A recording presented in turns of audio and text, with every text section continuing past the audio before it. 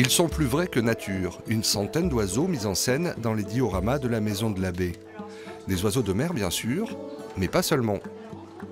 Alors le héron cendré, à votre avis, il mange quoi lui? Du poisson. À quoi on le voit du coup? Son bec. Et regardez la taille de ses pattes aussi, si vous le voyez, elles sont grandes. La baie de Somme, c'est une multitude de milieux. Des platiers rocheux aux falaises, des marais aux dunes de sable, un vrai paradis.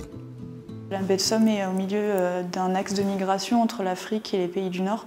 Donc on a des centaines d'espèces d'oiseaux qu'on peut observer ici toute l'année. On a cet estuaire qui est énorme et qui apporte de la nourriture en fait, et puis tranquillité aussi. On n'a jamais vu d'autruche par ici, et pourtant elle passe par là. Le phoque vaumarin, lui, en revanche, est une vedette de la baie. Ces deux spécimens ont été naturalisés comme un trophée à l'époque où on le chassait encore. Il y a un peu plus d'un siècle, en général, quand on naturalisait un mammifère, on avait souvent tendance à faire l'animal avec une gueule ouverte, qui monte les dents, un peu, pour montrer un peu le côté agressif. Ce qui n'est pas du tout le cas du phoque vaumarin. Non, non, non, ça ne mord pas du tout.